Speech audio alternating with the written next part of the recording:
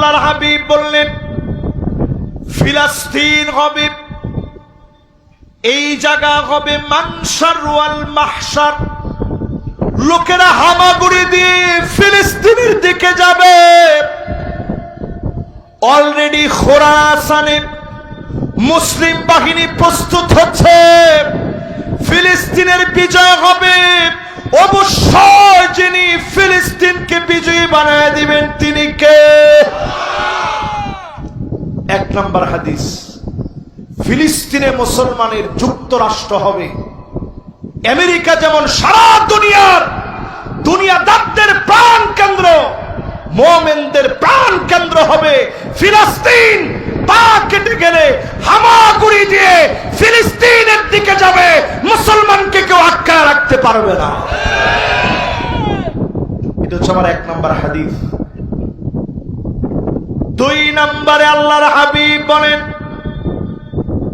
ইন্নাল মালাইকাতা বাসিতাতুন আজনিহাতাহা লিশ-শাম। শামের জন্য ফেরেশতারা ডানাগুলা বিছায় রেখেছে। শামকে অবশ্যই যিনি বিজয়ী বানায় দিবেন তিনি কে? চার দেশ নিয়ে হলো শাম। কয় দেশ?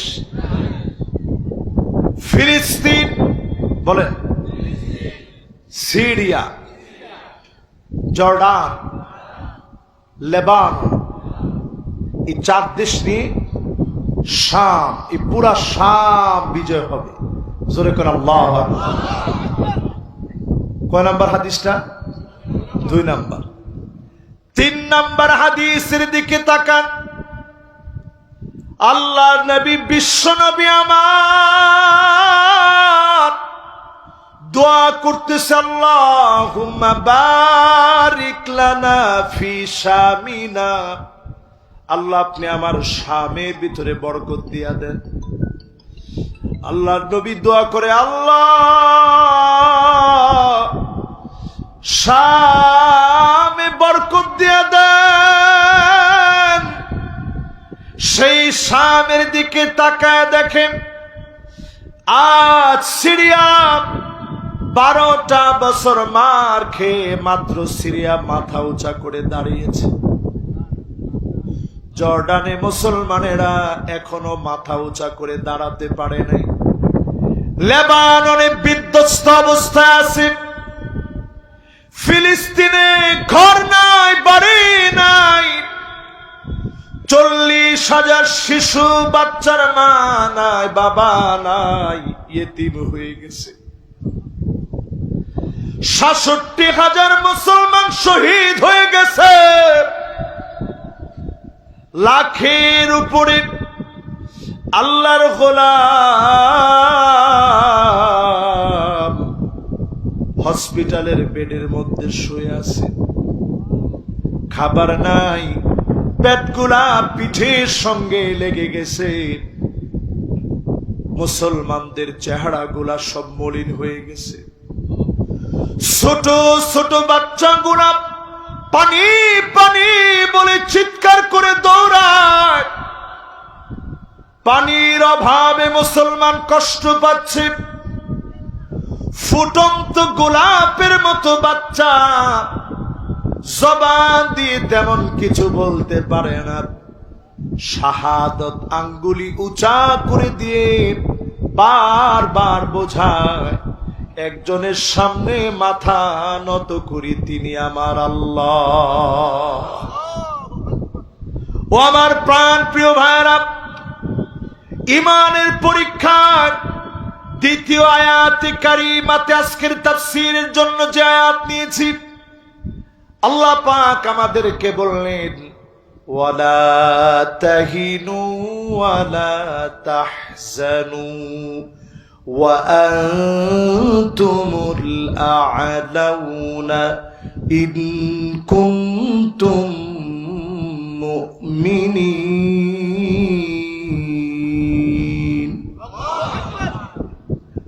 মন ভেঙো না, দুশ্চিন্তায় পড়ে যেও না। তোমরা এই সেরাদের সেরা হবে যদি তোমরা ঈমানদার হতে পারো, যিনি তোমাদেরকে সেরাদের সেরা বানায় দিবেন তিনি কে? দুনিয়ার জীবনে যেই মোমেনের পরীক্ষা বেশি, আল্লাহর আদালতে তার দামও বেশি। আমাদের যেই প্রিয় মানুষগুলা ফাঁসির দড়ির সামনে গেল, মাথাটাকে নত বানায় নাই, ফাঁসির মঞ্চে হাসতে হাসতে গেছে। ফাঁসির মঞ্চে গিয়ে একটা কটু বাক্য বলে নাই, কাউরে গালি দেয় নাই, যদি দিত ভাইরাল হয়ে যেত। একজনরে কটু কথা বলে নাই, ঘুমায়া নামাজ পড়ে রেস্ট নি, ওযু বানায়া সুন্দর করে আল্লাহর জন্য কেমন যেন খুশি মনে পাড়ি দিয়েছে। আল্লামা দেলোয়ার হোসেন সাঈদী রাহমাতুল্লাহি আলাইহি 13 বছর জেল খাটার পরে শেষ যে হাসিটা তিনি দিলেন, তাকায় দেখবেন এটা মুমিন ইমানদারের হাসি। জালেমরা 13 বছর জুলুম করে হাসি কেড়ে নিতে পারে না। তার মানে বোঝা যায় দুনিয়ার জীবনে জুলুম করলে ইমানদারের ইমানি হিম্মত আরো বেশি বেড়ে যায়। জোরে করে আল্লাহ। এইবার যারা আমার সামনে বসলেন, ফিলিস্তিনে আজকে ইমানের যেই পরীক্ষা দিচ্ছে, অচিরেই উত্তীর্ণ হওয়ার সময় আসতেছে। সারা দুনিয়া জেগে উঠবে, ফিলিস্তিনকে যিনি বিজয়ী বানায় দিবেন তিনি কে? 3 নাম্বারটা শেষ, এবার 4 নাম্বারে চলে। নবীজির কাছে সাহাবীরা বললেন, ইয়া রাসূলুল্লাহ ওয়া মা নাজদিনা, নজদের কি হবে? আপনি যে শামের জন্য দোয়া করলেন, ইয়ামানের জন্য দোয়া করলেন, নজদের জন্য কি হবে? নবীজি বললেন, ফিহি জালাজিল, অনেকগুলা ভূমিকম্প আসবে। আজকে আমি বলতে চাই, পূর্ব দিকে অনেকগুলা ভূমিকম্প হবে। সৌদি সহ, দুবাই সহ, মিডল ইস্টে অনেকগুলা ভূমিকম্প হবে, কারণ তারা ফিলিস্তিনের পক্ষ নেয় না। লিখে রাখেন আজকে পূর্ব দিকের কোন কোন দেশে ভূমিকম্প হবে। মায়ানমারে অলরেডি হয়ে গেছে, থাইল্যান্ডে হয়ে গেছে, মালয়েশিয়ায় হবে, ইন্দোনেশিয়ায় হবে, দক্ষিণ কোরিয়া, উত্তর কোরিয়ায় ভূমিকম্প হবে।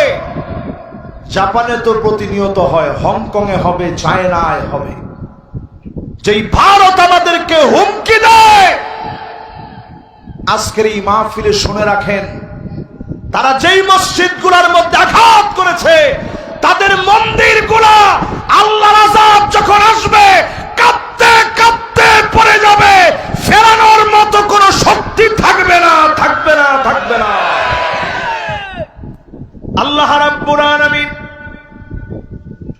সূরা আলে ইমরানের ভিতরে পরিষ্কার করে 138 নং আয়াতে কারিমাতে জানায়া দিলেন, হাযা বায়ানুল লিন্নাস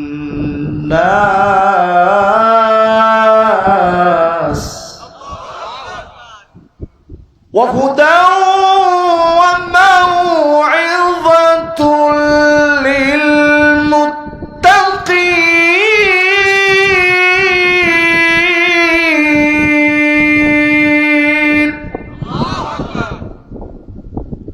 ولا تهنوا ولا تحزنوا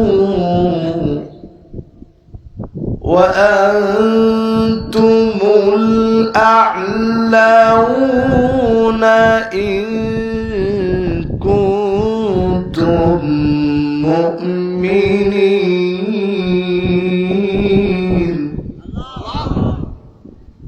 আল্লাহ রাব্বুল আলামিন বলেন এই কোরআন হলো বায়ান, পুঙ্খানুপুঙ্খানুরূপে ভেঙে ভেঙে কোরআনুল কারীমে জ্ঞান ভান্ডার যিনি ঢেলে দিয়েছেন তিনি কে?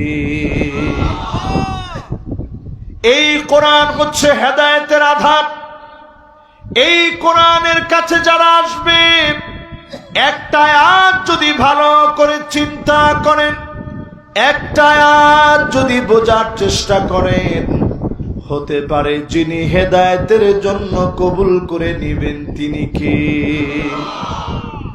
জুবাইর বিন মুতঈম নবীজির পাশ দিয়ে যাচ্ছেন, এখনো কালেমা পড়েন নাই, এখনো তিনি মুসলমান হন নাই। নবীজি তেলাওয়াত করছেন, আম খুলিকু মিন গায়রি শাইইন আম হুমুল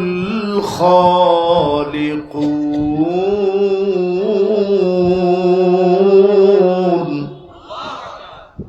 তুমি তোমার নিজে নিজে বানাইতে পারো নাই, আপনি আপনার নিজের সৃষ্টি করেন নাই, একজন মালিক আপনাকে বানিয়েছে। আলা লাহুল খালকু ওয়াল আমর, যিনি আপনাকে বানিয়েছে একমাত্র তারাই জমিনে চলবে। জুবাইর বিন মুতঈম রাদিয়াল্লাহু তাআলা আনহু যখন শুনলেন নিজের নিজে তুমি বানাইতে পারো নাই, সামান্য একটা অঙ্গ নিজে তুমি তৈরি করো নাই, আর দেরি করে নাই, একটা শোনা মাত্র নবীজির সামনে এসে বললেন, ওগো নবীজি, কাদা কলবি ইয়াতিরু লিল ইসলাম।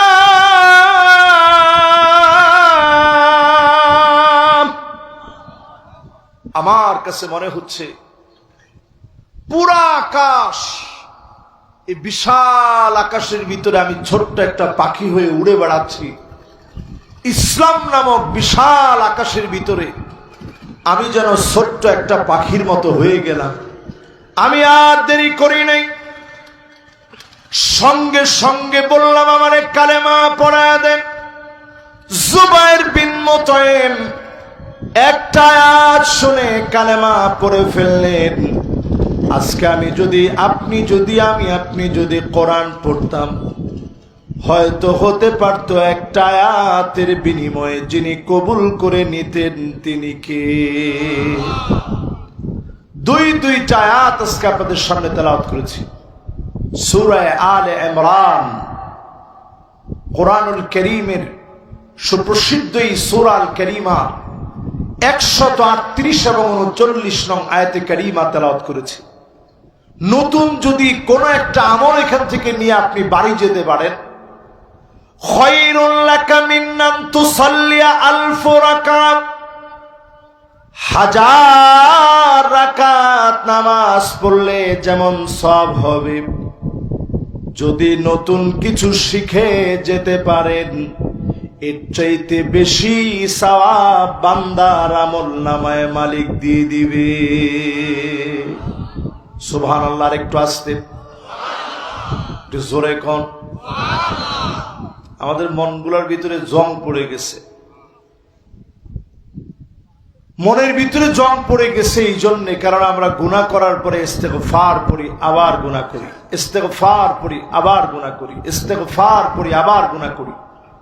ইন্নাল আবদা ইযা আখতা নুকিতাত ফি কলবিহি নুকতাতুন সাউদা।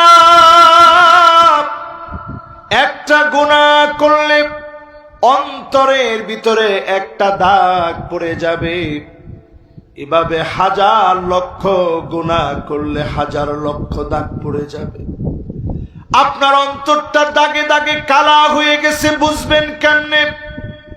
কোরআন হাদিস শুনলে আর চোখে পানি আসে না।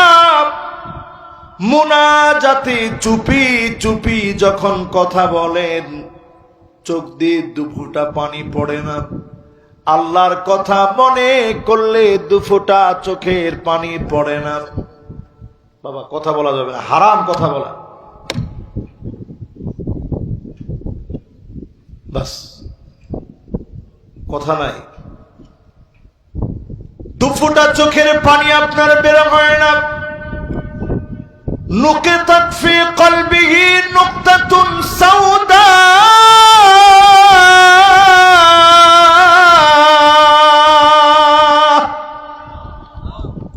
হৃদয়টা বিগলিত হয় না, আল্লাহর কথা মনে পড়ে না, আল্লাহর কথা মনে আসে না। এরকম যতজন আমার সামনে বসছেন, আমি সহ, সবার জন্য নসিহা। এই মাহফিলটাকে আজকে যারা শুনছি, প্রত্যেকের হৃদয়টা নরম করার জন্য এই মাহফিলটাকে আজকে পাথর বানায়নি। এই কোরআন হলো বায়ান, এই কোরআন হলো হেদায়েতের আধার, এই কোরআন হলো নসিহতে বড়া। সবাই নসিহত নিবে না। সত্যিকারে যারা মুত্তাকি হতে চায় তারাই কেবল নসিহা নিবে।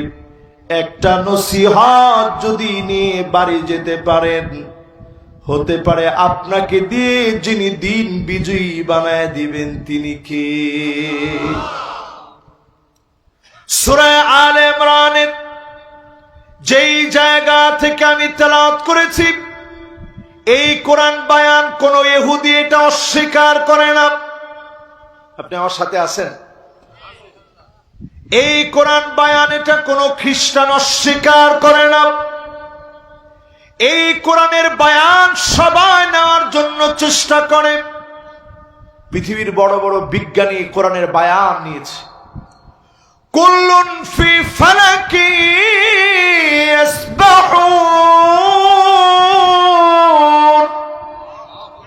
কোরআনের ভিতরে আয়াত আছে না নাই? বলতে পারবেন কোন সূরায়?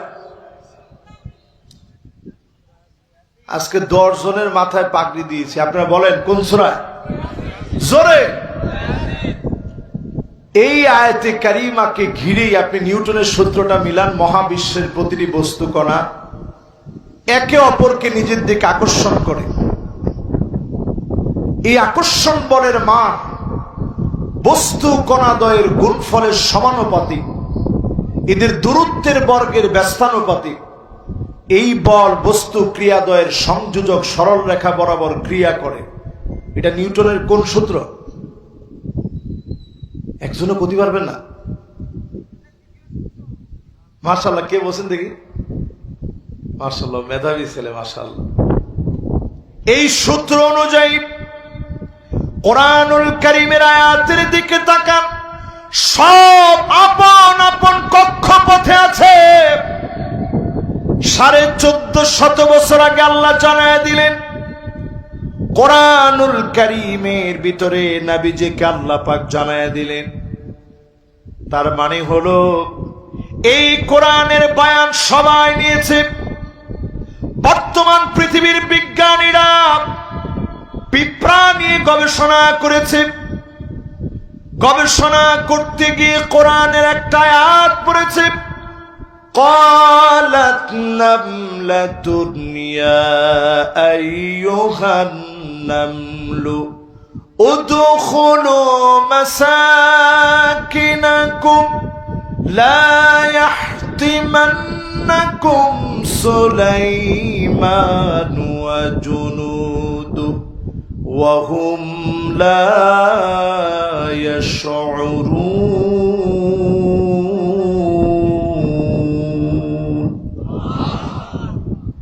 এই আয়াতে কারিমা দিয়ে কোরআনের বয়ান অভিভূত হয়ে ভুল ধরার চেষ্টা করেছে।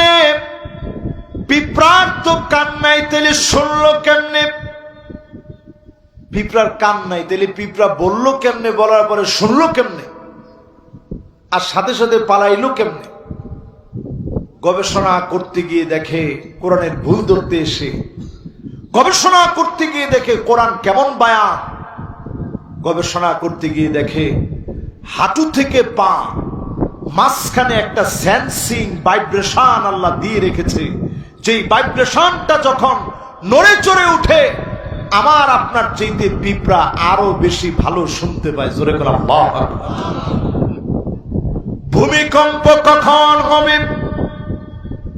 আমি আপনি টের পাই না, অনেক যন্ত্র টের পায় না, কিন্তু আল্লাহ রাব্বুল আলামিন পিঁপড়াকে যা দিয়ে রেখেছে সেন্সিং ভাইব্রেশন দিয়ে পিঁপড়া ঠিকই বুঝে ফেলে একটু পরে ভূমিকম্প হবে, একটু পরে ভূমিকম্প আসবে। জাপানের বিজ্ঞানীরা বারবার ভূমিকম্পে পড়ে গবেষণা করে অবাক হয়ে গেছে। ছোট্ট ছোট্ট পিপিলিকা ভূমিকম্পের আগেই বুঝে ভূমিকম্প হবে। আল্লাহু আকবার। এর নাম হলো কোরআনের বয়ান। এই বয়ান দুনিয়ার সবাই নেয়। এরপরে আল্লাহ বললেন ওয়াহুদাও ওয়া মাউইযাতুল লিল মুত্তাকিন। হেদায়েত সবাই নেয় না, নসিহত সবাই নেয় না, শুধু যারা মুত্তাকি হবে তারাই কেবল আল্লাহর কোরআনের নসিহত নিবে। ঠিক কিনা বলেন? আমরা বাংলাদেশে এমনও লোক দেখেছি যারা বলে কোরআন দিয়ে রাষ্ট্র চলবে না। আপনারা 2-3 জন হাসি দিচ্ছেন, একজনে নাউজুবিল্লাহ বলছেন। বাকিদের ইমানের অবস্থা কি? বাকিদের ইমানের অবস্থা সুবহানাল্লাহ, আলহামদুলিল্লাহ। হুজুর, কোরআন দিয়ে কি রাষ্ট্র চলে নাকি? একটু জোরে সরে বলেন, কোরআন দিয়ে কি রাষ্ট্র চলবে? এবার একটু হাত উঁচা করে বলেন, পৃথিবীতে শাসন আসবে 5টা। আমি বলছিলাম, আব্দুর রহমান ভাই হাত উঁচা করে নাই। ওনার মনে মনে চিন্তা আছে, হুজুর বেশিক্ষণ ওয়াজ শুনতে পারবো না, আজকে তাড়াতাড়ি যেতে হবে। আজকে আমি যখন যাবো উনি তখন যাবে ইনশাল্লাহ। কি কর? আপনারা যে কায়দায় ইনশাল্লাহ বলছেন, এই কায়দায় উনার মতো লোক থাকবে? তো সবাই একটু জোরে সরে কর ইনশাআল্লাহ। এবার হাতটা নামান। এই ওয়াজটাও উনার শোনা দরকার সবার আগে। আর আপনারা মনে করেন না যে আপনাদের শোনা দরকার নেই, আলেম ওলামা সবার শোনা দরকার। এই জমিনের ভিতরে 5টা শাসন আসবে। নবীজি বললেন তাকুনু ফীকুমুন নাবুওয়া মা শা আল্লাহ আন তাকুন। এই জমিনের ভিতরে নবুয়ত আসবে। আমি আপনি নবী হওয়ার মতো কোন যোগ্যতা আল্লাহ আমাদেরকে দেয় নাই। নবী নিজে দাবি করে হওয়া যায় না। আল্লাহ পাক নবীদেরকে নির্বাচন করেছেন, আমার নবীকে দিয়ে শেষ হয়ে গেছে। আর কোন নবী আসবে না। নবীজি দেখা দিয়ে গেলেন শাসন কাকে বলে, কোরআন দিয়ে শাসন কেমনে করা লাগে। আল্লাহর নবী দেখা দিয়ে গেলেন জুলুম অবস্থায় কিভাবে দাওয়াত দেওয়া লাগে, অপরিচিত জায়গায় হিজরত করে কেমনে দাওয়াত দেওয়া লাগে, আবার সস্থানে পুরোপুরি পার নিয়ে ফিরার পরেও অন্য জনকে জুলুম না করে কেমন করে দাওয়াত দেওয়া লাগে। আল্লাহর নবী পাই টু পাই বুঝায় দিয়ে গেলেন। নবীজি চলে গেলেন, প্রথম শাসন শেষ। বাকি আছে কয়টা? সবাই তো কইলেন না, কয়টা? তাহলে 1 নাম্বারটা কি বলেন তো দেখি? নবীর শাসন, নবুয়তের শাসন। এই পৃথিবীতে আর কি কোন নবী আসবে? ভণ্ড নবুয়তের দাবিদার, মিথ্যা নবুয়তের দাবিদার মির্জা গোলাম আহমেদ কাদিয়ানী মিথ্যুক প্রতারক। সে কোনদিন ছায়া নবী, কোন প্রকারের নবী হতে পারে না।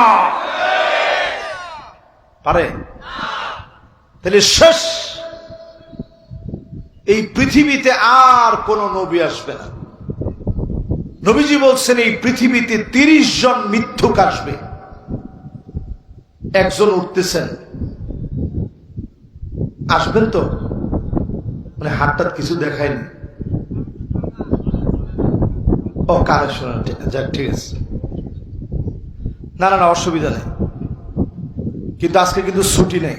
এই শাসন আজকে আপনাদেরকে বুঝাই দিয়ে যাওয়া লাগবে। সাতক্ষীরায় এই ওয়াজটা করা এখনো হয়নি, এটা বাকি আছে। আবার কবে ওয়াজ করতে পারবো তা তো জানি না। শ্যামনগরে এই ওয়াজটা করা হয়নি, এই জন্য আজকে এটা করতেছি। তাহলে এবার একটু বলেন, পৃথিবীতে শাসন আসবে কয়টা? এক নম্বর শাসনের নামটা কি? নবুয়তের শাসন শেষ। দুই নাম্বার নবীজি বলেন সুম্মা তাকুনুল খিলাফা আলা মিনহাজিন নবুওয়া, আমার দেখানো পথ অনুযায়ী খোলাফায়ে রাশিদিন পথ দেখাবে। আমার নবীজির পথ মত অনুসারে খলিফারা পথ দেখাবে। চারজন খলিফা মিলে 30 বছর শাসন করেছে। আল্লাহর নবী হাদিসের মধ্যে বলে গেলেন সুম্মা ইয়ারফাউহাল্লাহ, এরপরে যিনি খলিফাদের শাসনকে উঠায় নেবেন তিনি কে? ওমর রাদিয়াল্লাহু তাআলা আনহু শহীদ হওয়ার মধ্য দিয়ে দরজা ভেঙে গেছে, ফিতনার পর ফিতনা ঢুকতেছে।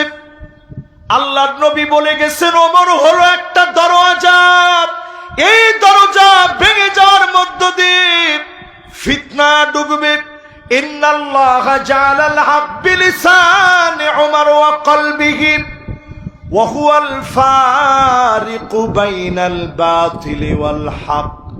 এই জমিনের ভিতরে ওমর রাদিয়াল্লাহু তাআলা আনহু হলো পার্থক্যকারী দরজা, এমন দরজা যেই দরজা ভেঙে গেলে স্রোতের মতো সমুদ্রের ঢেউয়ের মতো ফিতনা ঢুকবে। এখনকার জামানায় ফিতনার সংখ্যা এখন কম না বেশি? বাংলাদেশে হিজবুত তাওহীদ আছে, নামটা কি সুন্দর, আল্লাহু আকবার, হিজবুত তাওহীদ হুজুর। এরপরে দেখবেন তারা বারবার খেলাফতের কথা বলে। আমি আলহামদুলিল্লাহ ওয়ার্ল্ডের যতগুলা দেশ গেছি, আমার কাছে মনে হয়েছে সত্য সুন্দর এবং একরকম।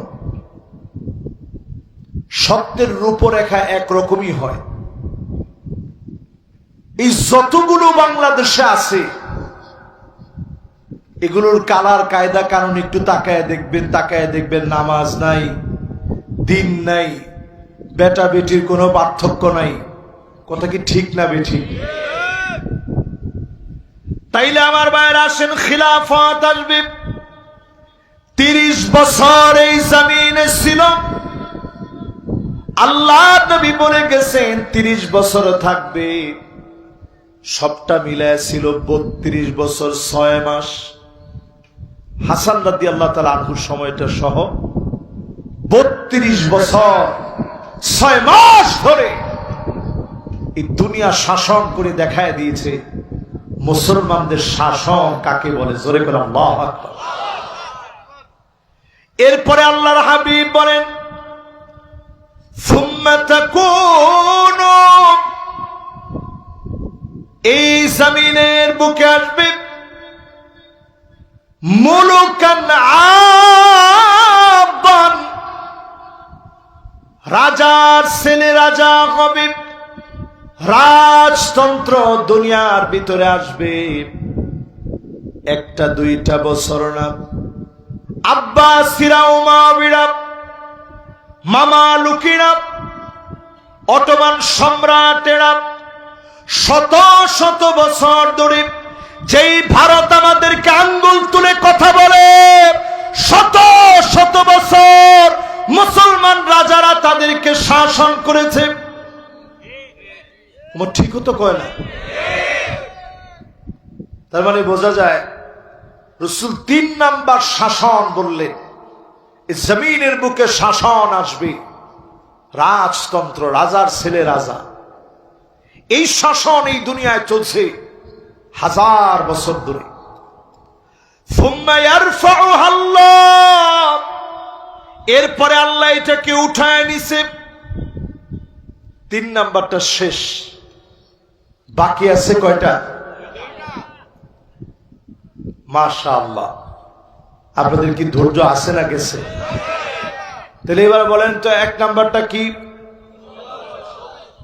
মাশাআল্লাহ কি? 2 নাম্বারটা কি? কত বছর? 30 বছর একেবারে হাদিসের কথা হচ্ছে 30 বছর থাকবে, 40 বছর রাসূল বলেন নাই, এই জন্য 32 বছর 6 মাসের শেষ।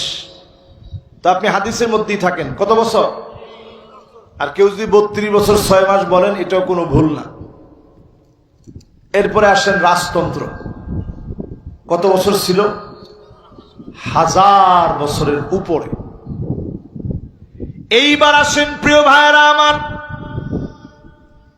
আল্লাহর হাবিব বললেন সুম্মা মুলুকান জাবরিয়া, এরপরে আসবে স্বৈরা শাসক, সুম্মা ইয়ারফাউ আল্লাহ, টেনে হিচড়ে আল্লাহ তাদেরকে উঠায় নেবেন। স্বৈরা শাসকদের নাম বাংলার জমিনে যেভাবে মুছে দিয়েছেন, সিরিয়াতেও আল্লাহ মুছে দিলেন। মিল দেখছেন? শুধুমাত্র বাংলাদেশ আর সিরিয়া নয়, আজকের এই মাহফিলের লিখে রাখেন, অচিরে আপনারা দেখবেন মিশরের ভিতরে বড় একটা পরিবর্তন হবে। জোরে করে আল্লাহু আকবার।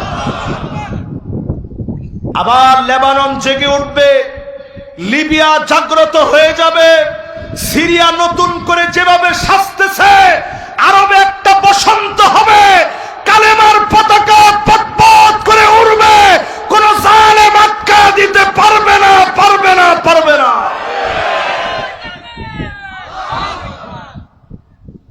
এই সময়টা আমাদেরকে আল্লাহ তাআলা দিবেন স্বৈরা শাসকদের পতনের মধ্য দিয়ে। তাহলে পৃথিবীতে শাসন আসবে কয়টা?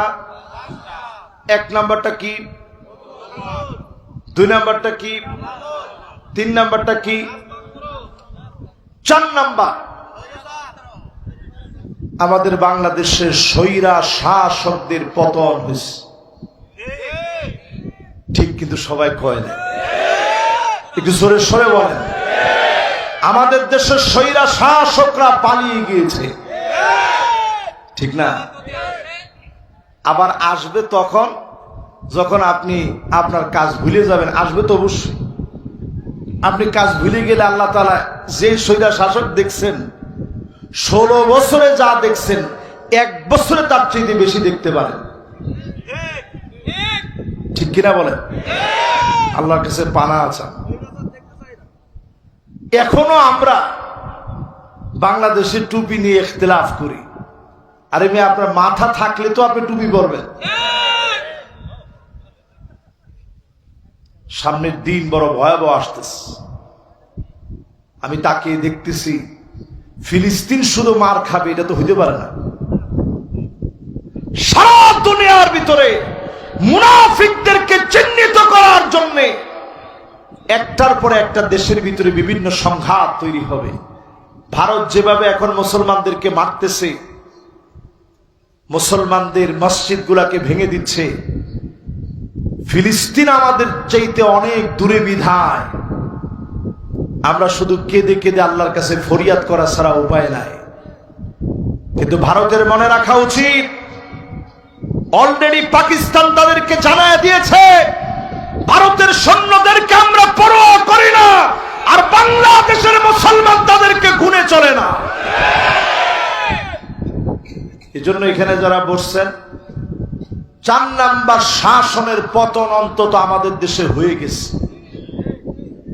এখন কেউ যদি নতুন করে স্বৈরা শাসক হতে চান, আপনি আপনার জায়গা আস্থা করে ডাস্টবিনে লিখে রাখেন, স্বৈরা শাসকের উত্থান বাংলাদেশে হতে দেওয়া হবে না, হবে না, হবে না। 5ম নাম্বারটা আসে, এটা আমাদের কাম টু দা পয়েন্ট, এটা হচ্ছে আমাদের মূল পয়েন্ট। এই জায়গা নিয়ে কাজ না করলে মার খেতে হবে। আল্লাহর হাবিব বলেন 5 নম্বরে, সুম্মা তাকুনু খিলাফাতান আলা মিনহাজি নবুওয়াতিন, আবার নবীর দেখানো পথ অনুযায়ী কোরআন দিয়ে রাষ্ট্র চলবে, কোরআন সুন্নাহ মেনে রাষ্ট্র চলবে।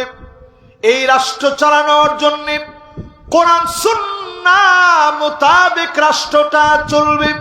এই চলার জন্য আবার কাজ হওয়া শুরু হয়ে যাবে, চতুর্দিকে আওয়াজ উঠে যাবে। সুম্মা সাকাত, নবীজি চুপ হয়ে গেলেন। এতবার নবীজি বারবার বললেন আল্লাহ উঠায় নিবে, আল্লাহ উঠায় নিবে। কিন্তু আবার যখন খিলাফত কায়েম হয়ে যাবে, আল্লাহ নবী আর উঠায় নেওয়ার কথা বলেন নাই। তার মানে সাহায্য মালিক করবেন, যিনি প্রতিষ্ঠিত বানায় দিবেন তিনি কে?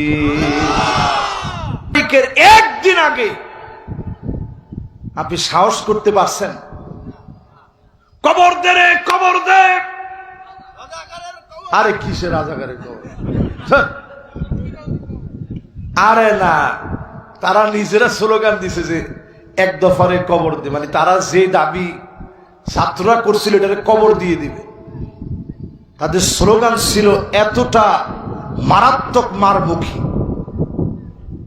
কিন্তু মুহূর্তের ভিতরে তাদেরকে যিনি টেনে হিঁচড়ে ক্ষমতা থেকে নামায় দিচ্ছেন তিনি কে? আপনি টের পাইতেছেন আল্লাহর ক্ষমতা কেমন? এটা যদি নির্বাচনের পরে হইতো, মানুষের আন্দোলনের মুখে মানুষ বলতো আহ, ভুয়া নির্বাচন দেওয়ার কারণে মানুষ টিকতে দেয়নি, জনগণ টিকতে দেয়নি। কিন্তু এখন সবাই বলে আল্লাহ তারে নামিয়েছে। এই যে আপনি বলতেছেন আল্লাহ নামিয়েছে, এখান থেকে আপনি মাউইযা গ্রহণ করেন, নিজের আপনি অহংকারী বানান না। যার কারণে মানুষ অহংকারী হয়, আওয়াজ করে বলেন কয় কারণ? এই চারটা আপনার ভিতরে আছে কিনা আপনি একটু মিলিয়ে দেখেন। এক নম্বরে, আপনার যখন টাকা হয়ে যাবে, আপনি টাকা পাওয়ার পরে আপনি যদি নিজেকে কারুনের মতো মনে করেন, কারুনের মতো যদি অহংকারী হয়ে যান, কারণকে যেভাবে মাটি গিলে খেয়ে ফেলেছে, এইভাবে যিনি আপনাকে নাস্তানাবুদ করে দিবেন তিনি কে? যেই লোকটা মনে করে আমার চারদিকে অনেক লোকজন আছে, লোকজন আমারে বাঁচায় নিবে, এই লোকজনদেরকে দিয়ে দলবল সহ যিনি ধ্বংস করে দিবেন তিনি কে? একটু মিলায় দেখেন। টাকা দিয়ে অহংকার তো কম করে নাই, পিয়নের 400 কোটি টাকা, দরবেশ সাহেবের হাজার হাজার কোটি। কি হয়েছে দেশ? এই দরবেশের যে হাজার হাজার কোটি, সে লুঙ্গির ভিতরে পায়খানা করে দিস, সেই লুঙ্গিটা চেঞ্জ করার মতো শক্তি পর্যন্ত নাই। হায় রে, এই টাকা কি হবে?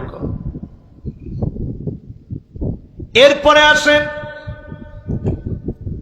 যেই লোকটা মনে করবে আমার অনেক জ্ঞান আছে, ইসলামের বিপক্ষে জ্ঞানগুলারে কাজে লাগাবে, ওই লোকটারে পাগল বানায়া যিনি ডাস্টবিনে নিক্ষেপ করবেন তিনি কে? আপনি দেখেন, এই যে কলার পাতায় শোয়াইস, মানুষের মুখে মুখে তো এগুলা। এই লোকটারে লাস্টে টেলিভিশনের উপস্থাপিকা যখন তার সাথে তর্ক বিতর্ক হইল, মানুষ সবাই বলছে লোকটা পাগল। পাগলের পাগলামি কিরকম হইতে পারে, সিলেটের লোকেরা মোটামুটি নাস্তা দিয়ে বুঝাই দিয়েছে, ঠিক কিনা বলেন? এরপরে যদি 4 নম্বরে আপনি ক্ষমতা পাওয়ার পরে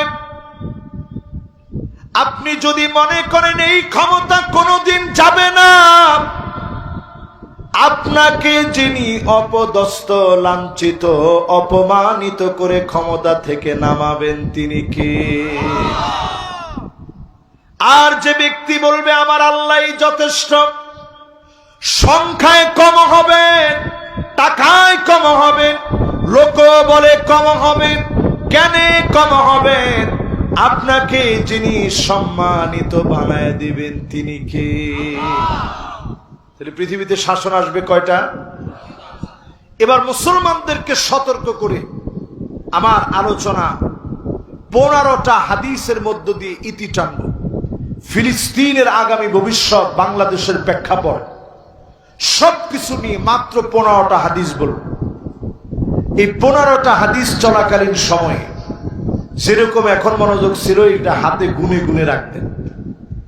1 নম্বরে আল্লাহর হাবিব বললেন, ফিলিস্তিন হবে, এই জায়গা হবে মানসার ওয়াল মাহশার।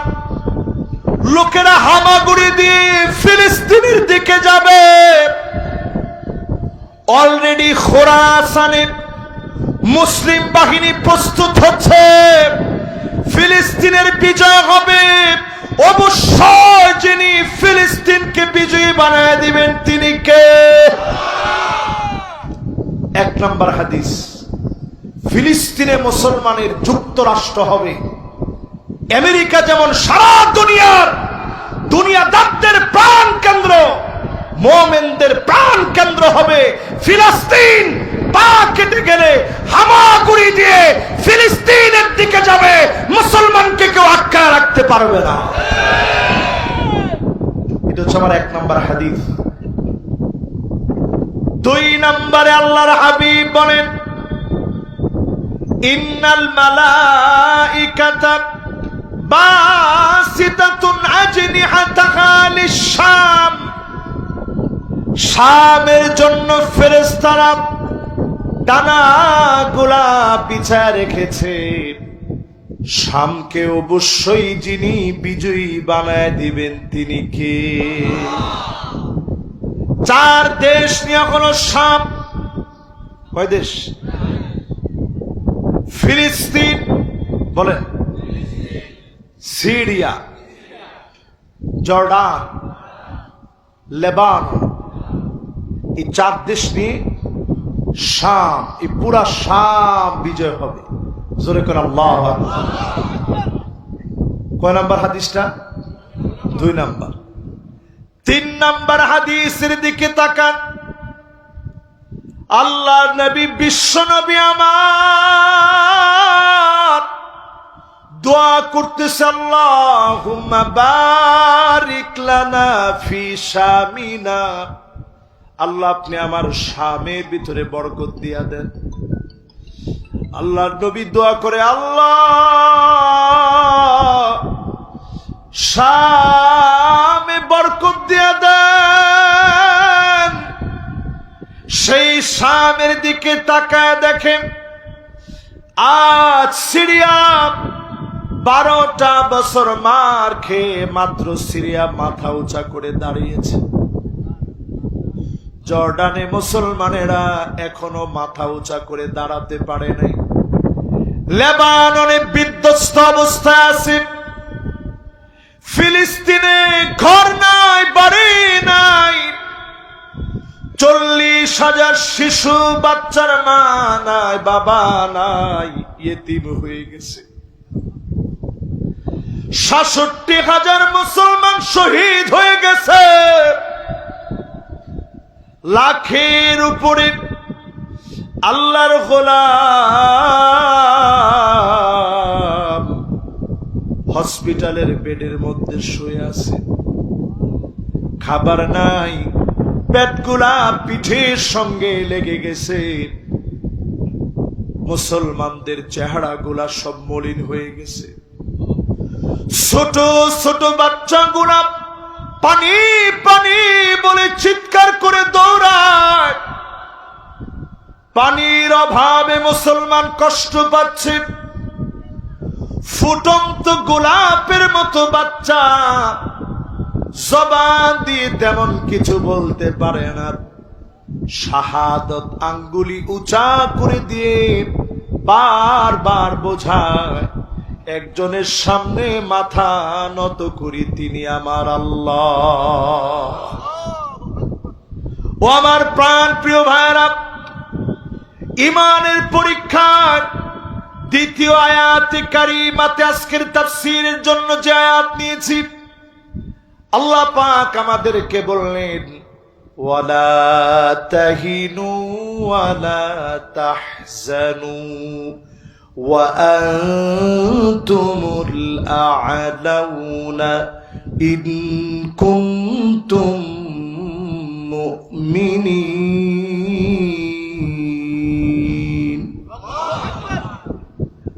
মন ভেঙো না, দুশ্চিন্তায় পড়ে যেও না।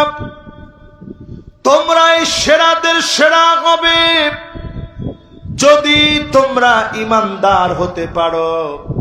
যিনি তোমাদেরকে সেরাদের সেরা বানায় দিবেন তিনি কে? কয় নাম্বার হাদিসের মধ্যে আছেন? খেয়াল আছে? 3 নাম্বার। যদি আমরা সেরা হতে চাই, মুমিন হওয়া লাগবে। মুমিনের জীবনে পরীক্ষা আসবে, আল্লাহ পাক পরীক্ষা নেবেন। স্বাভাবিক দুনিয়ার জীবনে দেখবেন যেই বছর প্রশ্নটা একটু কঠিন হয় তো এক্সামিনার যারা থাকে ওনাদেরকে ডেকে বলে দেওয়া হয় খাতাটা একটু সহজ করে দেখেন, নাহলে পোলাপান ফেল করবে। ওনা যে বছর প্রশ্ন সহজ হয় বলে দেওয়া হয় একটু কঠিন করে দেখেন, নাহলে গড় পড়তে একেবারে সবই A+ পাবে। আর যে বছর একটু কঠিন হয় বলে একটু সহজ করে দেখেন, একটু খানিক। সহজ না করলে পোলাপান পাইকারি ধরে সব ফেল করবে।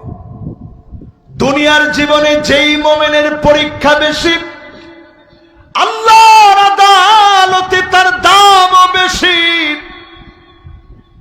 আমাদের যেই প্রিয় মানুষগুলা ফাঁসির দড়ির সামনে গেল, মাথাটাকে নত বানায় নাই, ফাঁসির মঞ্চে হাসতে হাসতে গেছে। ফাঁসির মঞ্চে গিয়ে একটা কটু বাক্য বলে নাই, কাউরে গালি দেয় নাই। যদি দিত ভাইরাল হয়ে যেত। একজনরে কটু কথা বলে নাই। ঘুমায়া নামাজ পড়ে রেস্ট নিয়ে ওযু বানায়া সুন্দর করে আল্লাহর জন্য কেমন যেন খুশি মনে পাড়ি দিয়েছে। আল্লামা দেলোয়ার হোসেন সাঈদী রাহমাতুল্লাহি আলাইহি 13 বছর জেল খাটার পরে শেষ যে হাসিটা তিনি দিলেন, তাকায় দেখবেন এটা মুমিন ইমানদারের হাসি। জালেমরা 13 বছর জুলুম করে হাসি কেড়ে নিতে পারে না। তার মানে বোঝা যায় দুনিয়ার জীবনে জুলুম করলে ইমানদারের ইমানি হিম্মত আরো বেশি বেড়ে যায়। জোরে করে আল্লাহ। এইবার যারা আমার সামনে বসলেন,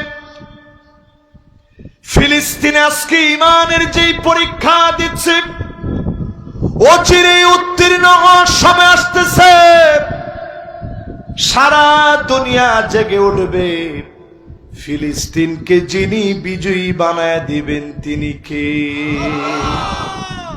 3 নাম্বারটা শেষ, এবার 4 নাম্বারে চলে। নবীজির কাছে সাহাবীরা বললেন, ইয়া রাসূলুল্লাহ ওয়া মা নাজদিনা, নজদের কি হবে?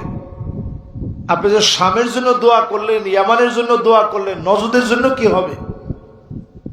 নবীজি বললেন, ফিহি জালাজিল, অনেকগুলা ভূমিকম্প আসবে।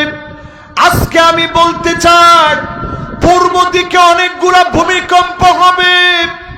সৌদি সহ, দুবাই সহ, মিডল ইস্টে অনেকগুলা ভূমিকম্প হবে, কারণ তারা ফিলিস্তিনের পক্ষ নেয় না। লিখে রাখেন আজকে পূর্ব দিকের কোন কোন দেশে ভূমিকম্প হবে। মায়ানমারে অলরেডি হয়ে গেছে, থাইল্যান্ডে হয়ে গেছে, মালয়েশিয়ায় হবে, ইন্দোনেশিয়ায় হবে, দক্ষিণ কোরিয়া, উত্তর কোরিয়ায় ভূমিকম্প হবে। জাপানে তো প্রতিনিয়ত হয়, হংকং এ হবে, চায়নায় হবে। যেই ভারত আমাদেরকে হুমকি দেয়, আজকের এই মাহফিলে শুনে রাখেন, তারা যেই মসজিদগুলোর মধ্যে আঘাত করেছে, তাদের মন্দিরগুলা আল্লাহর আযাব যখন আসবে কাঁপতে কাঁপতে পড়ে যাবে, ফেরানোর মতো কোনো শক্তি থাকবে না, থাকবে না, থাকবে না। আসতেছে, লিখে রাখেন। বাংলাদেশে 2024 সনে 39 বার ভূমিকম্প হয়েছে। টের পাইছেন? আপনি নামাজি মানুষ, এই জন্য টের পান নাই। 39 বার ভূমিকম্প হয়েছে।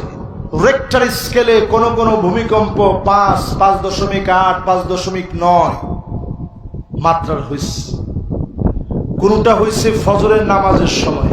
আমি নিজে একদিন ফজর নামাজ পড়তেছি, দেখি কাঁপতেছে। আমি মনে করছি যে আমার মনে হয় শরীর খারাপ লাগতেছে, সারা রাত মাহফিল করে আসছে, এই জন্য মনে হয় এরকম হয়েছে। পরে দেখি নামাজের পরেই মুসল্লিরা বলা বলি করতেছে, আহ, একটা ভূমিকম্প হয়ে গেল।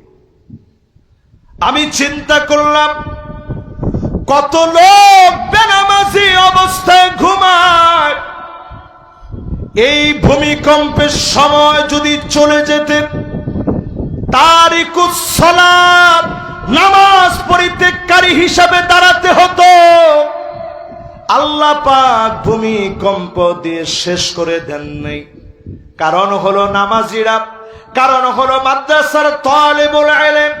এই যে রমজাননগরে মাদ্রাসা, রাত গভীরে আপনারা ঘুমায় থাকেন, ছোট্ট ছোট্ট হাফেজরা উঠে পড়ে, হাফেজারা উঠে পড়ে, আল্লাহর কালাম তেলাওয়াত করে।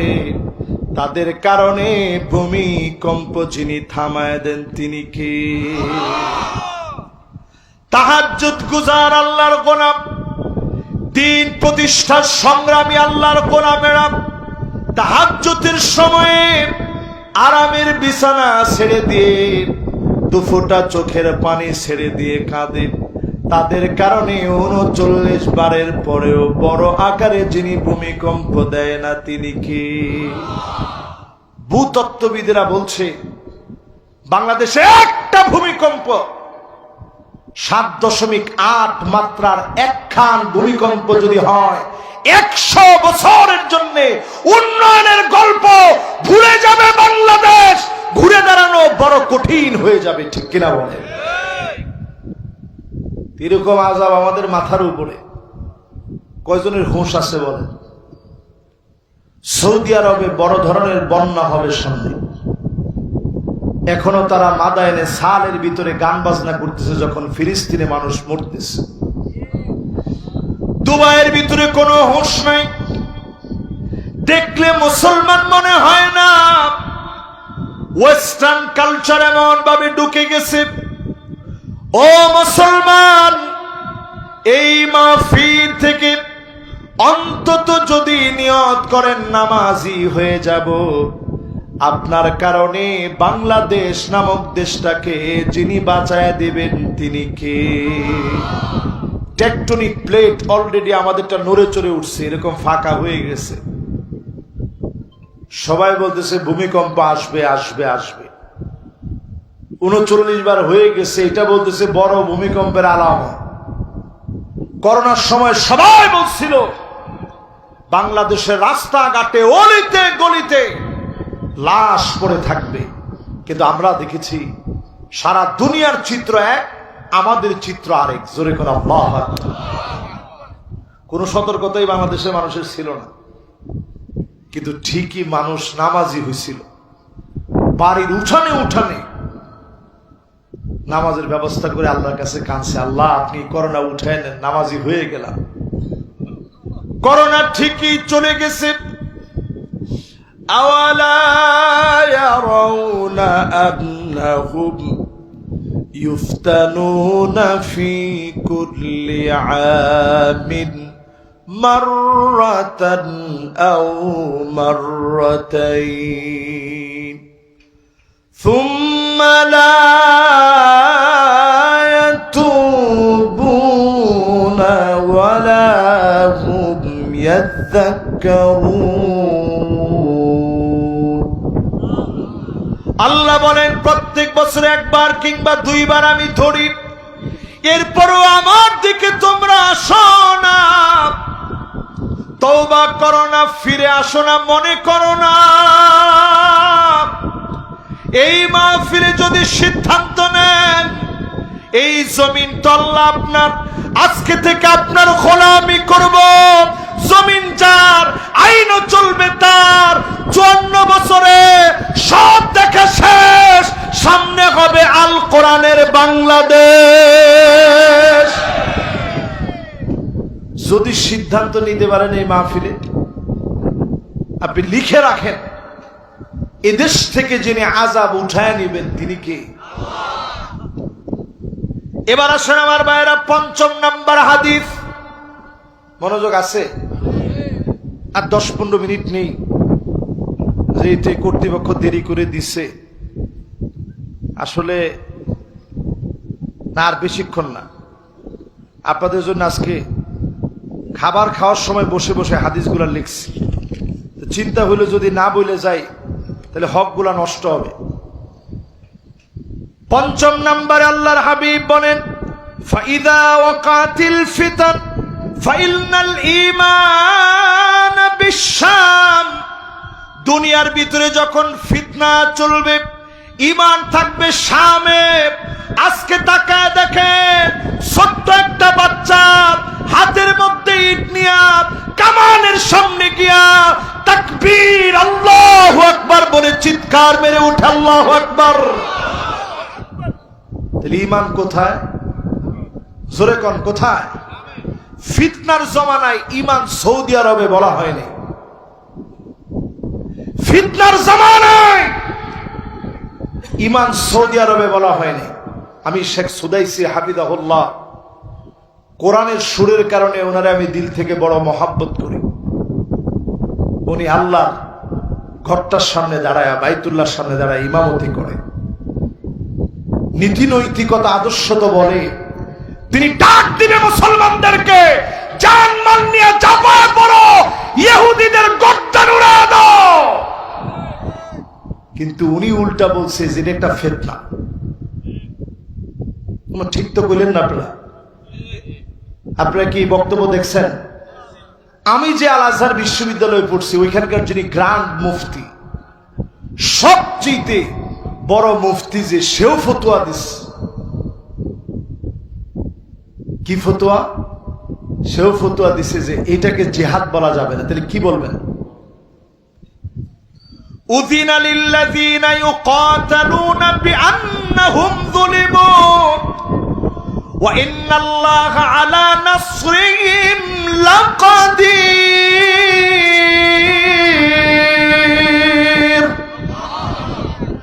আল্লাহ নিজে ফতোয়া দিচ্ছে। আমি আল্লাহ অর্ডার দিয়ে দিলাম, যেখানেই তোমরা মাজলুম হবা, তোমরা তোমাদের অধিকার থেকে বঞ্চিত হবা, আল্লাহর নাম নেওয়ার জন্য বের করে দিবে, ওই প্রান্তে তোমরা লড়াই করবে, জিহাদ করবে, জীবন দিয়ে দিবে, ঈমানের পথে থাকবা, আল্লাহ তোমাদেরকে সাহায্য করার জন্য যথেষ্ট। আপনারা চিন্তা করে দেখেন, 5 তারিখের আগে এই ভূখণ্ডে আপনি নাম নিয়ে তাদের ব্যাপারে কথা বলবেন সম্ভব ছিল? এই নবিকি থেকে আমি মাহফিল করে যাচ্ছি, 86 কিলোমিটার জায়গা আমাকে শুধু দৌড়াইছে। 86 কিলোমিটার জায়গা। আমিও চিন্তা করছি কতক্ষণ তোরা পারস, আমি একটু দেখি। 86 কিলোমিটার জায়গা। ওই দিন আমার আলোচ্য বিষয় ছিল আগামীর পৃথিবী, মুসলমানদের নেতৃত্বের পৃথিবী। এটা নিয়ে আলোচনা করতে গিয়ে, উদাহরণ দিতে গিয়ে ভারতের ব্যাপারে দু একটা কথা বলা হয়। 86 কিলোমিটার আমাকে দৌড়ানো। এই দৌড়ানো খাওয়ানোর পরে আমার কাছে চিন্তা হইল এই যে আল্লাহু আকবার, এই জমিনের দিন কায়েম হবে খুবই স্বল্প সময়, এটা কোনো সন্দেহ নাই। বেশি দিন যেতে হয় নাই। একটার পরে একটা জুলুমের শিকারের মধ্য দিয়ে ইমানি পরীক্ষায় মুমিনরা উত্তীর্ণ হয়েছে। যিনি বিজয় দিয়েছেন তিনি কে? কোন দল যেন ক্রেডিট নিতে না পারে যেটা আমরা করছি। এই জন্য আল্লাহ আনতে আনতে আনতে আনতে 5 তারিখ পর্যন্ত আনছে। ছোট বাচ্চারা স্লোগান দিয়েছে, উই ওয়ান্ট জাস্টিস। আমরা এই জমিনে জাস্টিস চাই, জাস্টিস। এই জমিনের ভিতরে কোন কালে, কশ্চিন কালেও কোরআন ছাড়া হতে পারে না, পারে না, পারে না। এই জন্য আমাদের খতিব সাহেবরা দেখবেন জুমাবারে একটা খুতবা দেয় আরবিতে। সানি খুতবায় বলে, ইন্নাল্লাহা ইয়া'মুরু বিল আদলি ওয়াল ইহসান।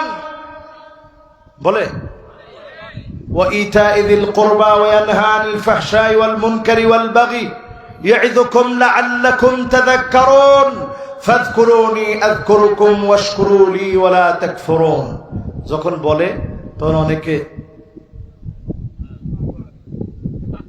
আরেকজন পাশ থেকে ওঠ, খতিব সাহেবের খুতবা শেষ। আপনি তো বুঝেন না খতিব সাহেব কি বলছিল, কোরআনের আয়াত বলছে খতিব সাহেব, ইন্নাল্লাহা ইয়া'মুরু বিল আদল, আল্লাহ অর্ডার দিয়েছেন এই জমিনের ভিতরে জাস্টিস কায়েম করা লাগবে। ছোট্ট বাচ্চারা, তরুণরা, যুবকরা, জনতা মিলে যে জাস্টিসের কথা বলেছেন, অন্য কোনো কিছু দিয়ে নয়, আল্লাহর কোরআন দিয়ে জাস্টিস কায়েম করা লাগবে। এখনো যদি আপনি চিন্তা করেন যে না কোরআন দিয়ে হবে না, তাহলে আপনি 5 তারিখ বিরোধী এবং কোরআন হাদিস বিরোধী, ঠিক কিনা কন? এবার আমার ভাইরা 6 নম্বরে আসেন। ইদা ফাসাদাস আহলুশ শামি ফালা খায়রা ফিকুম, শামের ভিতরে যখন অকল্যাণ ঢুকে যাবে, শাম যখন মার খাবে, ফালা খায়রা ফিকুম, তোমাদের ভিতরে কল্যাণ পাওয়া যাবে না। এই জন্য এখন তাকায় দেখেন, সিরিয়া মার খেয়েছে 12 বছর, ফিলিস্তিন 76টা বছর ধরে দিনের পর দিন মার খাচ্ছে। বিগত 1.5 বছরে যা হয়েছে কল্পনা করা যায় না। ইহুদিরা বুঝে ফেলেছে আর বেশি দিন তাদের রাজত্ব চলবে না। ঠিক যেমনি নবী মুসা আলাইহিস সালামকে চতুর্দিকে ফেরাউনের বাহিনী ঘেরাও করে ফেলেছে, সামনে সমুদ্র, নবী মুসা আলাইহিস সালাম একবারও মনে করে নাই একটু পরে সমুদ্রে পড়ে মরে যাব। তিনি বলেছেন, কাল্লা ইন্না মাইয়া রাব্বি সায়াহদিন, কশিন কালেও না, অচিরেই যিনি আমাদেরকে পথ দেখায় দিবেন তিনি কে? আল্লাহ পাক ঠিকই ফেরাউনের গোষ্ঠীর লোহিত সাগরের সামনে নিছে, কারণ আল্লাহু খায়রুল মাকিরিন, চূড়ান্ত পরিকল্পনা কার? এজন্য আল্লাহ সবগুলা ডাইকা নিছে, আয় মুসারে মারবি না, আয় গোষ্ঠী দল বল সব নিয়ে আয়, সবগুলারে নিয়ে, সৈন্য সামন্ত যা আছে সব নিয়ে হাজির হয়েছে, মারবে। গোষ্ঠী সুদ্ধা গিয়ে হাজির। নবী মুসা আলাইহিস সালাম কি মার খেয়েছিল? আল্লাহ তাআলা সবগুলায় ডুবায় শেষ করছে। ফেরাউনের কবল থেকে মুসা আলাইহিস সালামের বিজয়, নমরুদের কবল থেকে আগুন জ্বালায়া ইব্রাহিম আলাইহিস সালামের বিজয় যেমন মালিক করলেন, ইহুদিদের হাত থেকে চূড়ান্তভাবে ফিলিস্তিনিদেরকে যিনি মুক্ত করবেন তিনি কে? 6 নম্বর হাদিস শেষ। এবার 7 নম্বর হাদিস শুনেন। আপনাদের আগ্রহ আমার ভালোবাসা এবং মাহফিলের প্রতি আগ্রহটা বাড়িয়ে দিচ্ছে, তবে বেশি সময় নেওয়ার সুযোগ নেই। শেষ 7 নাম্বার, তো এ আর 7-8 মিনিট সময় লাগবে। এই কয়েকটা মিনিট একজন মুরব্বী উঠছেন, যদি উনি একটু মেহেরবানি করে বসেন। মাশাআল্লাহ, উনি চিন্তা করতেছে যে বসি, আমি কি সুন্দর বাতাস, চিন্তা করছে টাকা দিয়ে পাওয়া যায়। আমি মাহফিলে বসে আমার মনে হচ্ছিল যে আরেকটু সময় যদি এখানে কাটায় যেতে পারতাম, এরকম প্রাণবন্ত একটা বাতাস, সুবহানাল্লাহ। এরপরে আমার ভাইরা কয় নাম্বার পর্যন্ত হয়েছে? 6 নাম্বার হয়েছে, একটু মিলান। 7 নম্বরে নবীজি বলেন, ইন্না ফুসতাতাল মুসলিমিন ইয়াউমাল মালহামা বিল গুতাতি ইলা জানিবি মাদিনাতিন ইউকালু লাহা দিমাশক। একটা মালহামা হবে, ওই মালহামা যুদ্ধ। এই মালহামা মানে বড় ধরনের যুদ্ধ, 3য় বিশ্বযুদ্ধ। ওই যুদ্ধের ভিতরে প্রাণ কেন্দ্র হবে শাম। শামকে ঘিরে যিনি বিজয় দিবেন তিনি হলেন আল্লাহ। জোরে একটা ডাক দিয়ে বলেন আল্লাহু আকবার। আপনি এখন আল্লাহু আকবার সবাই বলছেন, দ্বিতীয়বার বলার পরে অনেকে চিন্তা করতেছেন হুজুর কোন কি তৃতীয় বিশ্বযুদ্ধ লাগলো বলে ট্রাম্প আসার পরেই সে যা বলছে সব উল্টা করতেছে, যা বলছে সব উল্টা। তার নীতি এটা, সে যেটা বলে তার উল্টাটা করে। সে আসার পরেই আমেরিকার ভিতরে লস অ্যাঞ্জেলেসে দাও দাও করে আগুন জ্বলেছে, কারণ সে আসার পরেই গাজাকে খালি করার জন্য মুসলিম চিহ্নিত মুনাফিক যারা দজাদারি গোলাম ইহুদিদের পা চাটা তাদেরকে নিয়ে সে চাচ্ছে গাজাটাকে খালি করে ফেলবে। গাজারে তুমি খালি করতে পারবা না। তোমার লস অ্যাঞ্জেলেস যেভাবে আগুন ধরেছে, ক্যালিফোর্নিয়া যেভাবে জ্বলেছে, লাস ভেগাস জ্বলবে, আমেরিকার প্রান্ত প্রান্ত পুরে সরকার হয়ে যাবে, কারণ তোমরা আমার ফিলিস্তিনকে পুড়িয়ে ফেলেছো। পরিষ্কার লিখে রাখেন, সামনে যারা যারা ফিলিস্তিনের বিরোধিতা করেছে অর্থ দিয়ে, এদের ভিতরে একটা আগুন আসবে, অদৃশ্য আগুন।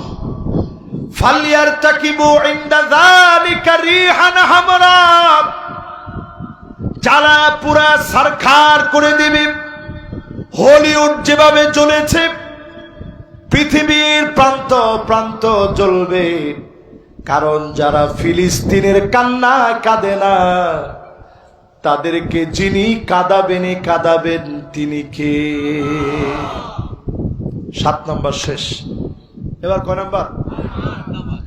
8 নম্বরে প্রিয় ভাইরা আমার, নবী আলাইহিস সালাতু ওয়াস সালাম বলেন, ইয়ানজিলু ঈসা ইবনে মারইয়াম আলাইহিমাস সালাম আনিল মানারাতিল বায়দা, সাদা গম্বুজওয়ালা মসজিদে ঈসা আলাইহিস সালাম নামবে, দুজন ফেরেশতার ডানার মধ্যে ভর দিয়ে সাদা গম্বুজওয়ালা ওই মসজিদ নতুন করে রং করা হয়েছে।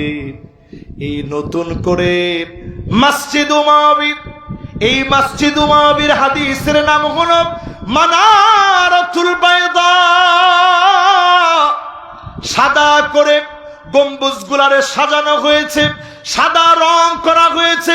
নতুন ভাবে সিরিয়া জাগতেছে, মাজলুমদের পক্ষে দাঁড়াবে, নতুন করে আওয়াজ উঠবে, জালেমদেরকে পরাভূত করা হবে ইনশাআল্লাহ। সময় আসতেছে। কত নাম্বার? এবার 9 নাম্বার শুনেন। 9 নাম্বারে প্রিয় ভাইরা আমার, প্রত্যেকটা বিজয়ের পরে 6টা আল্লাহর হাবিব সতর্ক করেছেন। নবীজি 1 নম্বরে বলেন, ইমারাতুস সুফাহা, বিজয়ের পরে নির্বোধ কাউকে তোমরা ক্ষমতা দিও না। আমরা একটা বিজয় পেয়েছি, নির্বোধ কাউরে যদি ক্ষমতা দেন এরপরের ক্ষতি কি হবে? আল্লাহর নবী বলেন, কাসরাতুস শার, আগে যেমন রাজাকার গালি দেওয়া হয়েছে, নানা রকমের শর্ত আসবে, মাথা কেটে ফেলবে, টুপি পরার জায়গা পাওয়া যাবে না। এমন বিতর্ক যদি আপনি করেন, এখনো কার টুপি কেমন, এগুলো নিয়ে বিতর্ক করার সময় এখন আর নাই। যদি আবার এই বিতর্কের মধ্যে যান, দেশ পিছায় পড়বে। যেভাবে রাজাকার বলেছিল, আবার নতুন করে নতুন নতুন শব্দ আসবে, আমাদের শুনতে হবে গালি। এরপরে আল্লাহর নবী সতর্ক করলেন, বিয়াউল হুকম, টাকার বিনিময়ে হুকুম বিক্রি হবে। এখনো তাকায় দেখেন, এটিএম আজহার সাহেব নির্দোষের পরে মুক্ত হতে পারে না, তার মানে আজও সবকিছু আমরা ফিরে পাই না। কথা কি বুঝে আসতেছে? কদ্দুর বুঝছেন আমি জানি না। টাকার বিনিময়ে হুকুম বিক্রি হওয়া, দেশের শীর্ষ সন্ত্রাসী, আমি নাম বলবো না, সবগুলা বের হয়ে গেছে। কিন্তু এখনো দেশের শ্রেষ্ঠ মানুষগুলো কেন বের হইতে পারে নাই? তার মানে টাকার বিনিময়ে হুকুম বিক্রি হওয়া, এই ভুলের দিকে আর যায় না। যদি এই ভুলও করে ফেলেন, ইস্তিগফাফাম বিদ্দাম, রক্তের সরাসরি হবে, বন্যা হয়ে যাবে, জেনোসাইড শুরু হয়ে যাবে, ঘরে ঘরে মারামারি কাটাকাটি শুরু হয়ে যাবে। আমার প্রাণের এই ভূমি বাংলাদেশের জন্য বড় মায়া লাগে। গৃহযুদ্ধ আল্লাহ রাব্বুল আলামিন যেন বাঁচায় দেয়, গড়ে গড়ে রক্তপাত হওয়া থেকে যেন হেফাজত করে, পড়ে না আমিন। 5 নম্বরে প্রিয় ভাইরা আমার, কতিয়াতুর রহিম, আত্মীয়তার সম্পর্ক ছিন্ন হবে। এক ভাই এক দল করে, আরেক ভাই আরেক দল করে, ভাই ভাই মারামারি হবে। 6 নম্বরে নবীজি বললেন, যদি তোমরা ভুল করে ফেলো, আকাল্লুহুম ফিকহান, নির্বোধ জ্ঞানহীন ব্যক্তিদেরকে সামনে তোমরা এগিয়ে দিবা, বড় নেতা বানায় ফেলবা। এমন নেতা হবে যারা মাঝে মাঝে বলে ফেলবে, নেতার নাম নিলেও ওযু করা লাগবে। কি ঠিক?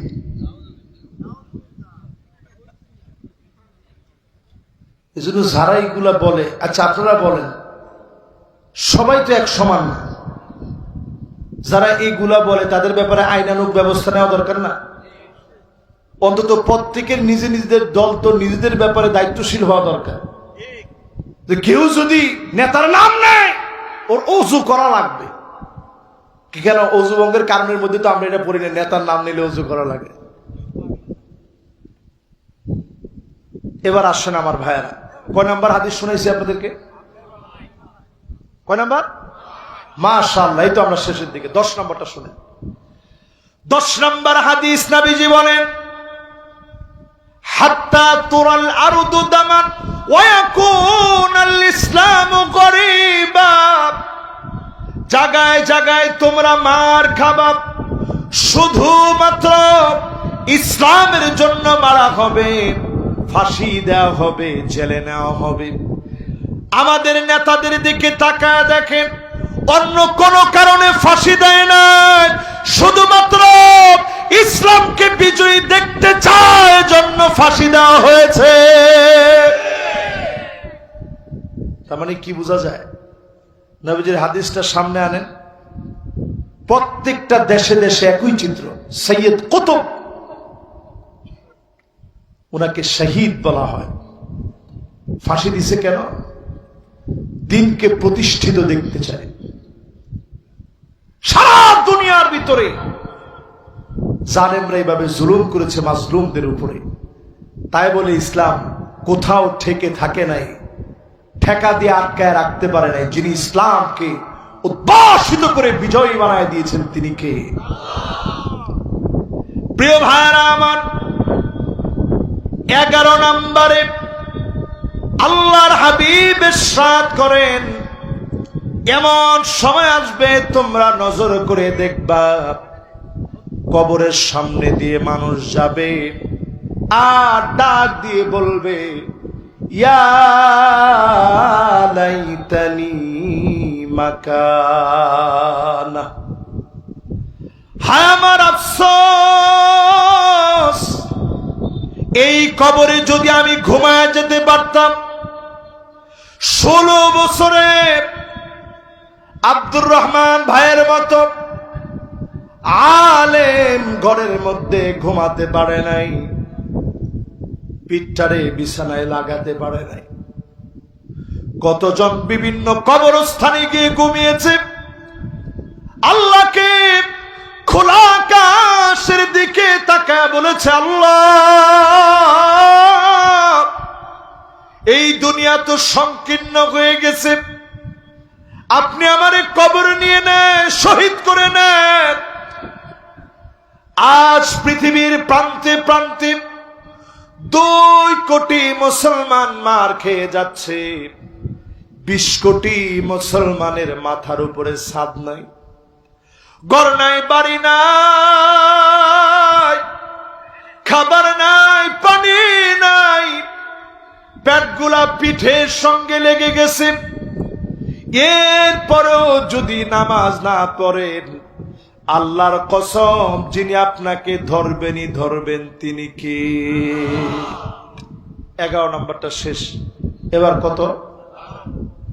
12 নম্বরে প্রিয় ভাইরা আমার, নবী আলাইহিস সালাতু ওয়াস সালাম বলেন, সাদুল কবিলা ফাসিকুহুম, এলাকা এলাকায় ফাসিকরা নেতা হয়ে যাবে, ফাসিকদের নেতৃত্ব চলবে, অলিতে গলিতে বেনামাজি ফাসিক লুটেরা চোর ডাকাত গুলা নেতা হয়ে যাবে।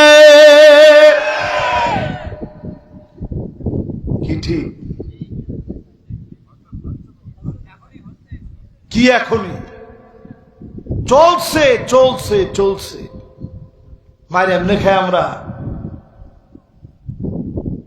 এরপরে 13 নাম্বারটা মিলান। এই ওয়াজটা করা দরকার ছিল রাত্রে 9টার সময়। এই যে আপনারা চুপচাপ শুনতেছেন, অনেকের মনে আজকেই ভয় লাগতেছে, আল্লাহ ডাকাত না জানি ধরে যাওয়ার সময়।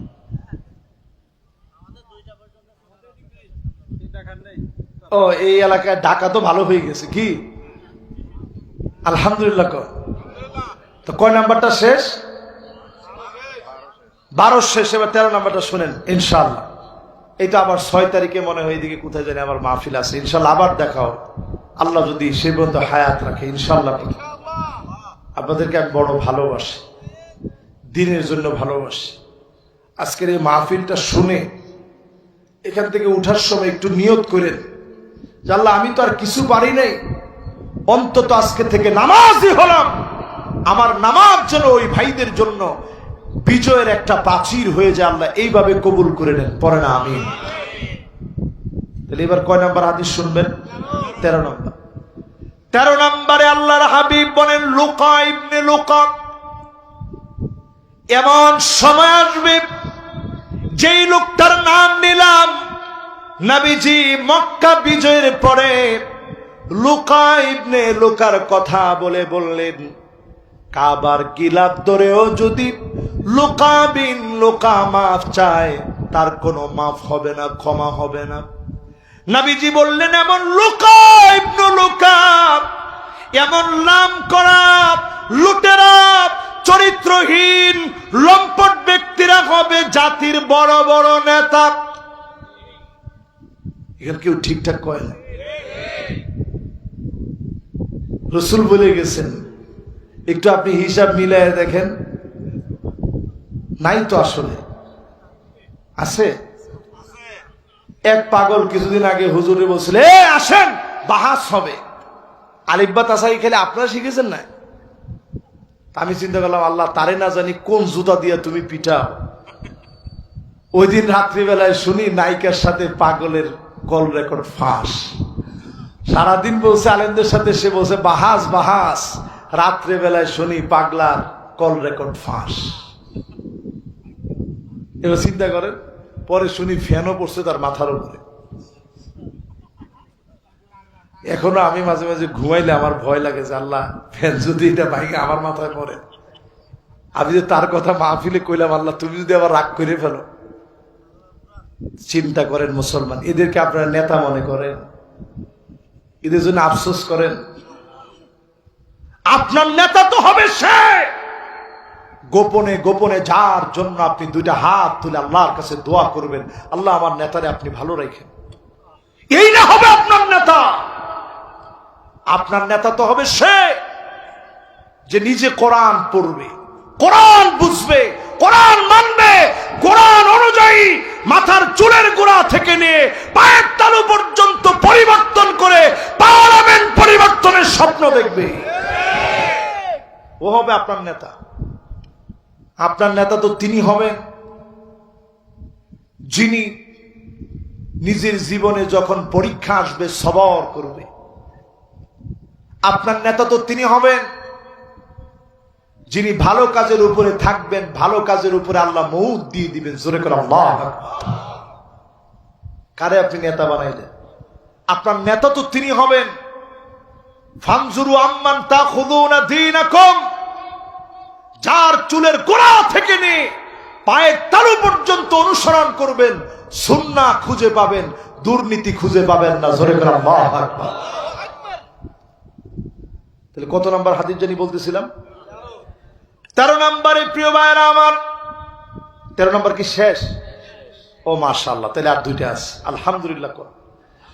14 নম্বরে প্রিয় ভাইরা আমার, আপনি আমি যারা বসলাম, এই দুনিয়ায় দিন কায়েম হয়ে যাবে ওই সমস্ত গোলামদেরকে দিয়ে যাদের দাম আল্লাহর কাছে এত বেশি হবে। নবীজি বলেন খমসুর, সাহাবায়ে কেরাম বলেন খমসুনা মিনহুম, ওই জামানার 50 জনের সমান দাম। নবীজি বলেন না না, খমসুনা মিনকুম, তোমাদের 50 জনের যেমন দাম, আখিরি জামানা শেষ জামানায় যারা দিন নিয়ে থাকবেন 50 জন সাহাবীর মর্যাদা যিনি দান করে দিবেন তিনি কি? শেষ 15 নম্বর হাদিস, নবী সাল্লাল্লাহু আলাইহি ওয়াসাল্লাম আমাকে আপনাকে শুভ সংবাদ দিয়ে গেছেন, সুম্মা ফাতহু বাইতুল মুকাদ্দাস, আবার বাইতুল মুকাদ্দাস গর্জে উঠবে। বাইতুল মুকাদ্দাস মুসলমানের বিজয়ের প্রাণ কেন্দ্র হবে। ফিলিস্তিনের মাটি ইহুদিদের কবর রচনা হবে। ঠিক যেমনি লোহিত সাগরের ভিতরে ফেরাউনের গোষ্ঠী সবগুলোর কবর রচনা হয়েছে, এইভাবে ফিলিস্তিনের মাটি কবর রচনা হয়ে যাবে। পালাবার জায়গা পাবে না, পাবে না, পাবে না, ইনশাআল্লাহ। আল্লাহ রাব্বুল আলামিন আজকের এই মুবারক মাহফিলের মুবারক আয়োজনকে কবুল করে সত্যিকারের মুমিন হওয়ার তৌফিক দান করুক। সকলে পড়ে আমিন।